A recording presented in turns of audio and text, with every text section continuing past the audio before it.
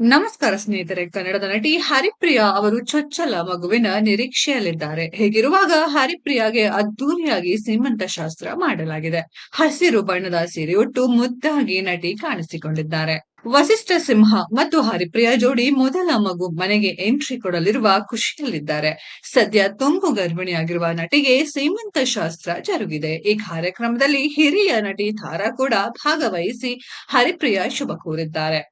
ನಟಿಗೆ ಕುಂಕುಮ ಇಟ್ಟು ಗಿಫ್ಟ್ ನೀಡಿ ವಿಶ್ ಮಾಡಿದ್ದಾರೆ. ಅನಂತರ ವಸಿಷ್ಠ ಪತ್ನಿಗೆ ಮುದ್ದು ಮಾಡಿದ್ದಾರೆ. ಕಳೆದ ವರ್ಷ ಜನವರಿ 26ರಂದು ಮೈಸೂರಿನಲ್ಲಿ ವಸಿಷ್ಠ ಸಿಂಹ ಜೊತೆ ನಟಿ ಹಸೆಮಣೆ ಏರಿದರು. ಹಲವು ವರ್ಷಗಳು ಪ್ರೀತಿಸಿ ಗುರು ಹಿರಿಯರ ಒಪ್ಪಿಗೆ ಪಡೆದು ಮದುವೆಯಾದ್ರು. ಇದೀಗ ಚೊಚ್ಚಲ ಮಗುವನ್ನ ಬರಮಾಡಿಕೊಳ್ಳುವ ತವಕದಲ್ಲಿದ್ದಾರೆ. ಅಂದ ಹಾಗೆ ವಸಿಷ್ಠ ಸಿಂಹ ಕನ್ನಡದ ಜೊತೆ ಸೌತ್ ಸಿನಿಮಾಗಳಲ್ಲಿ ಬ್ಯುಸಿಯಾಗಿದ್ದಾರೆ. ಹಲವು ಪಾತ್ರಗಳ ಮೂಲಕ ಗಮನ ಸೆಳೆಯಲು ಸಜ್ಜಾಗಿದ್ದಾರೆ.